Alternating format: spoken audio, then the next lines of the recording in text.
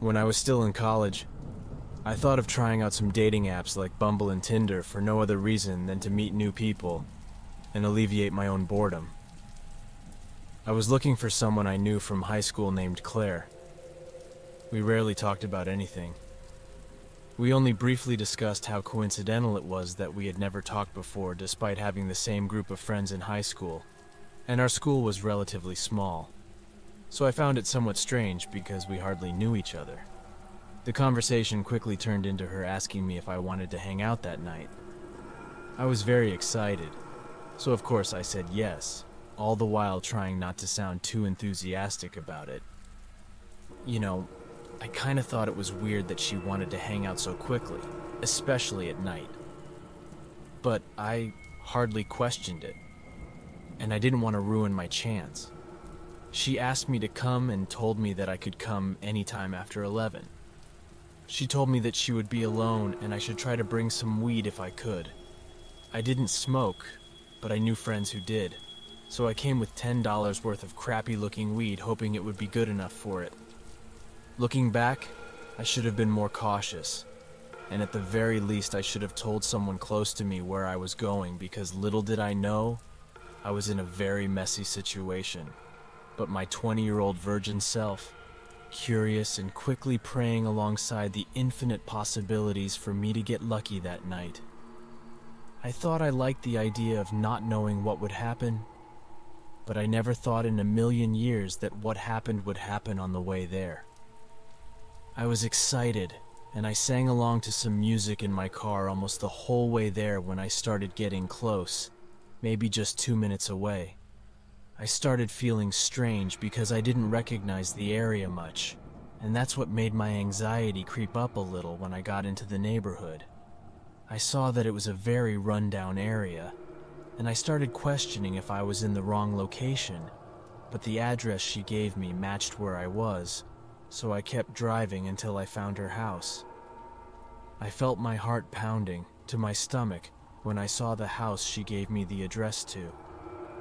Deep down in my heart, I knew for sure something was off. There was something off about the house and the area. I was inside, and overall the house was very dark, and the only light coming from there was the light from inside on the upper floor. I lowered my fogged window so I could get a better view, and I told myself that there was no way I was going in there. Approaching the house, it truly seemed abandoned. I started driving within less than a minute. Then I received a notification on Tinder from Claire asking where I was going and to come back, telling her that I thought I had the wrong house. And she told me my assumption was wrong and instructed me to come back. I really didn't want to, and I had a bad feeling about it. But I also didn't want the setting to be too bad.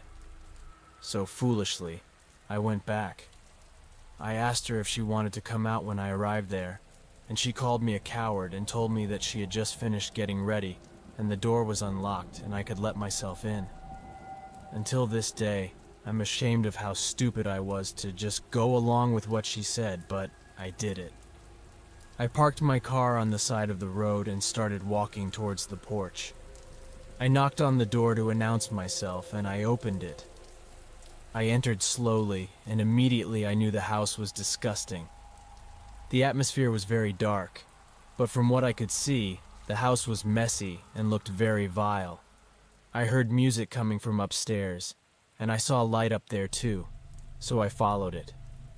"Hello, Claire, I'm here," I said, getting closer as I could hear the music more clearly.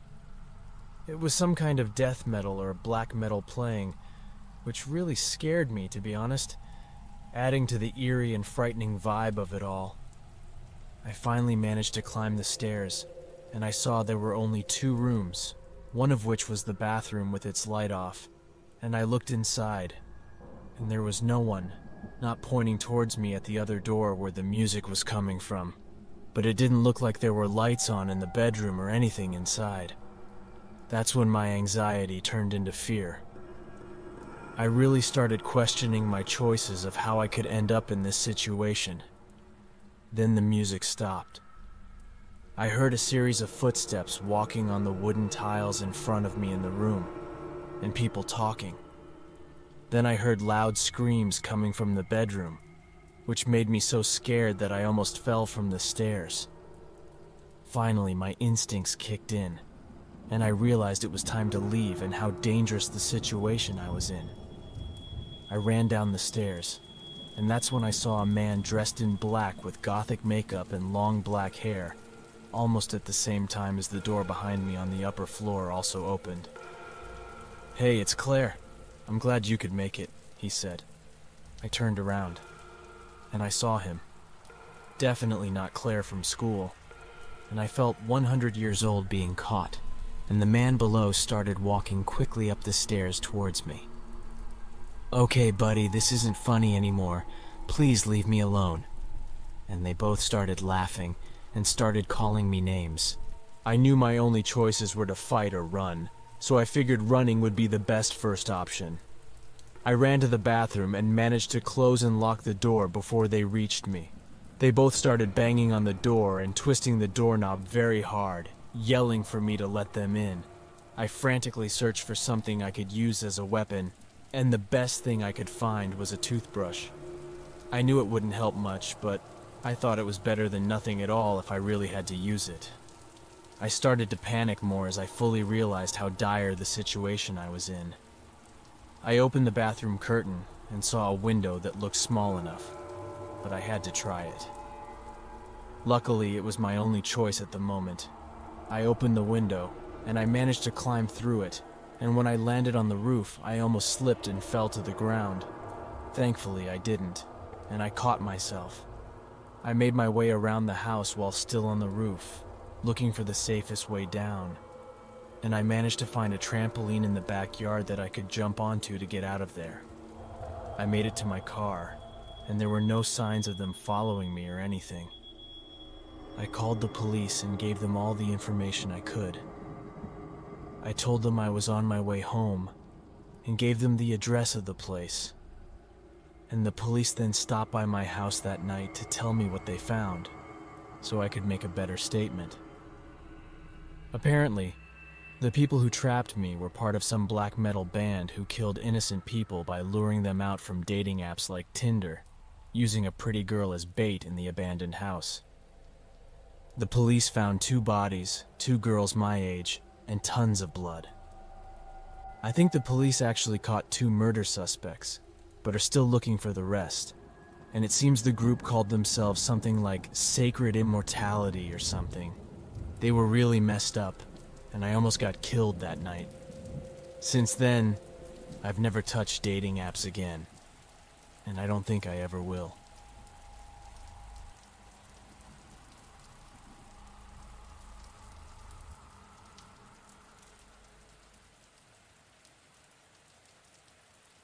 I made one of the dumbest decisions I've ever made a few years ago, which ultimately led me straight into a truly terrifying and downright gruesome situation with someone I honestly believed was a serial killer, or even worse. I was 21 years old, a girl, and this happened about 3 years ago, to be precise. At that time, I was 18 years old and had just graduated from high school. It was mid-August, and it was a relatively boring day until then. My summer vacation was extremely dull. My dad and I lived alone, and he was very protective of me, so he was emotionally and psychologically harsh on me. He didn't allow me to have any friends, and every day I had to stay home to help him with chores or be his private servant, even to the point of taking the door off my room's hinges, leaving me feeling completely powerless. He never allowed me to have any privacy whatsoever, until he finally gave me a phone about a month before all of this happened. He usually took my phone at 8 every night, but he was very drunk that night and didn't come home from the bar until after 10 or so. I guess he forgot or thought I was asleep, so he didn't bother. I'm not sure. Maybe it was a mix of both. I had Tinder on my phone and used it as an escape to meet new people and socialize. For years in isolation, I had never really been able to meet good friends. Most kids at my school pretended to be my friends or just ignored me and did their best to make my life hell. I had been talking to a guy I'll call Alex for this story on Tinder for over a day, and our friendship developed quite quickly. But I had to be careful because my dad would snoop on everything on my phone, so I had to delete anything on it that my dad wouldn't approve of every night before he gave me the phone back, which included Tinder. He would kill me if he knew I was on there. Plus, the person I was talking to was 28 years old, and at the time he was much older. He caught my attention and boosted my confidence that an older man was talking to me. But looking back a few years ago, I could see how scary it was for him to talk to someone my age. Besides, I told him about my situation at home, and he said I could stay with him. He reminded me that I was an adult now, and legally didn't have to obey my dad anymore. I was thrilled about this, but also scared. He told me that he could pick me up tonight, and that I should pack my things. I told him that I wasn't ready for that yet, and just wanted to hang out first, and I asked him if it was okay. And he agreed. He said he would be there to pick me up. I woke up in the middle of the night, and I said okay. I told him I had to go back home at 4 a.m., and he said it was okay. I also told him not to drive into my driveway. He would just park on the side of the road and send me a message when he was here, and I would just sneak out of my dad's house. The driveway was quite long, and I was afraid my dad somehow would hear it stop and wake up, so I thought him parking further away would be much safer for us. He then told me that he preferred to talk through SMS, and he asked me for my number. I gave it to him, but told him that on normal nights, unless asked otherwise, don't send me messages after 8.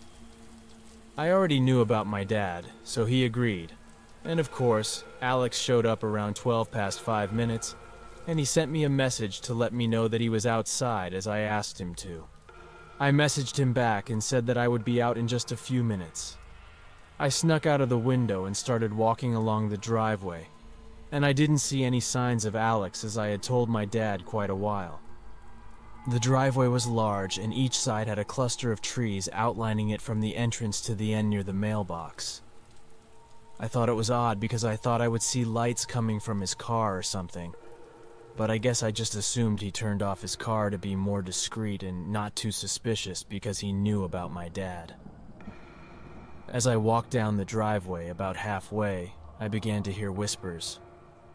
I sat there for a moment just observing, and then I heard a man laughing hysterically and quickly returning to calmness. Then the whispers continued. I started walking again very slowly, and I managed to reach a distance of about 20 feet from what I thought was Alex. I could finally start to hear what was being said until I concluded that he was making a call because he was chatting. But there was no response from what I could hear now. I can admit that I was eavesdropping, and this wasn't something I usually did. But given the circumstances, I'm sure you can understand why I was so cautious. I'm so glad I did it because I might be dead now if I didn't. And that's when I heard the most disgusting and disturbing thing I've ever heard in my life. He was boasting on the phone about how he was waiting for me and how he was going to rape me brutally. And I quote, "to keep me alive as long as possible." I was truly almost vomiting hearing this, and I made a little noise apparently because right after that, Alex seemed to become alarmed and suddenly fell silent. I thought about running back inside, but I figured I had a better chance of just hiding. I ran back towards my origin to the house, and I took heart right into the woods and hid in a spot I knew. I thought I'd be safe for now. 5 minutes had passed, and not a single sound came up, and I got a message from Alex. "Where are you?" he asked, clearly ignoring it, and then I turned off my ringer. He then started blowing up my phone with messages and calls until I finally picked up. Maybe the 5th time he called me. I figured it was better to answer the phone and lie and make excuses that I couldn't come tonight, and how I was really sorry, and we should hang out another time he didn't show up. But I didn't buy it. I figured he knew I was into him. He started getting really angry at me and trying to make me feel bad by telling me that I was wasting his time. And that's when his true nature came out. He started cursing at me and telling me about how bad I was and how no man would ever love me and things like that. Then he said something that really scared me. "I know where you live, remember that? I hope you sleep well, darling. I'll see you soon." Then he hung up. Right after that, I heard the car start up and speed away, and I'm glad it's the last time I heard from him. I really wanted to keep the peace because he knew where I lived, and I just hope he'll stay away after this. I stayed up all night in bed wondering if he would come back or not, and I was afraid he would kill me. I blocked him on Tinder and from my account phone number too, and I called my grandma the next morning when my dad was at work, and I told her what happened. I really told her about my dad, and told her how bad he was to me all my life. She came and picked me up, and we didn't tell my dad anything about what happened. My grandma always knew that my dad was really bad, but she never really knew how bad he was to me at home. I was too scared to tell anyone about it for a long time, but it was really the best decision I ever made. Since then, I've been much happier, and I've been trying to get a place with my boyfriend. My life goes on, and I've recovered and gotten better every day. I tried to contact the police, but they told me they couldn't do anything without any evidence, so I know I'm messed up. Most likely, Alex is still out there hurting other people if that's his real name.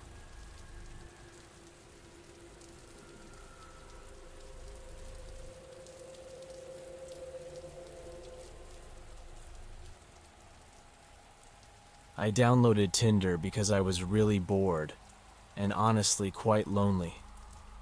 It was just last year when everything hidden finally started to subside a bit. I've actually used Tinder once before this, and I've met some pretty nice people. Outside the app, there wasn't anything special or extraordinary the last time I used Tinder, and it was the last time I used a dating app again. I met a blonde girl named Haley. She seemed alright at first. That's why I met her in the first place. I thought she was sweet, and I really wanted someone to connect with. She seemed so fitting, so that's when we decided to meet. Let me tell you now that she was really into fans and became really crazy about it. You always hear horror stories about people meeting strangers from the internet, which didn't seem to concern you too much because you think things like this don't happen often, and the chances of it happening to you are very slim. That's what I thought. I thought we would just go out to eat or maybe watch a movie or something. But she instead wanted to come to my house, even though she insisted I make up reasons why we could hang out at my place. It was actually because my house was messy, and I also just didn't feel like going out. She bluntly explained to me that we couldn't go out unless we had to hang out at my house. See, I know I should have seen this as a danger sign, and part of me did, but I didn't pay much attention to it. She was very pretty and I was lonely.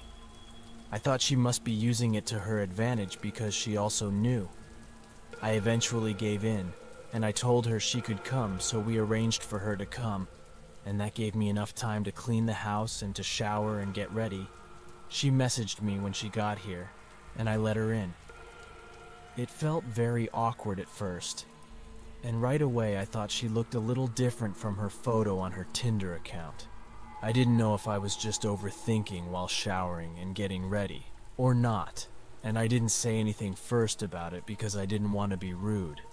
Plus, I'm not that attractive, so I just let it be, and we started chatting. Everything was fine, and then she asked me if I had something to drink alcohol wisely, and I told her I had about a fifth of Jameson left in the closet. I excused myself to the restroom, and when I came back, she was sitting on the couch with a drink in her hand. I saw she also had prepared a drink for me, which was on my coffee table. I really wasn't interested in drinking alcohol, especially not hard liquor, so I grabbed a beer from my fridge and drank it, about 3 or 4 glasses of beer. Then I finally drank my mixed drink, so she kept pushing me to drink. In fact, I almost completely decided not to drink it just because of how bad she wanted me to do it. I suffer from paranoid OCD, and thought that maybe she had put something in my drink when I was using the bathroom, and I had a serious gut feeling to stay away from the drink she made for me. But I let it go eventually, because the more I drank, the more I realized how delusional I sounded to myself. She seemed like a nice girl, and we got along fine. She was all right, plus there seemed to be nothing in my drink, so I thought it was okay. Plus I drank it, and I didn't feel much different until maybe about 10 or 20 minutes later. But I was just pretending to be drunk and thinking too much.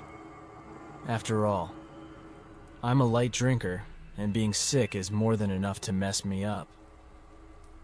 This is where everything started to get real weird. The last thing I remember is we were sitting on the couch, and I started feeling really weird. Started feeling faint and very dizzy, until I eventually passed out completely. I must have been out cold for at least 5 hours because I woke up with a sore butt with dawn, and what I found was just a nightmare. I was lying on my bedroom floor, and I awoken in a terrified state of mind.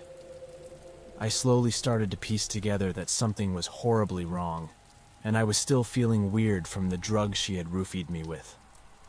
The first thing I noticed was that my whole entire body was in serious pain, all the way from my neck to my arms, back, and stomach, too. I had bruises all over me, and over 5 serious stab-like puncture wounds, along with deep cuts in both of my arms and my stomach. I got up and saw that my bed and the floor in my room were soaked with blood, and the walls as well.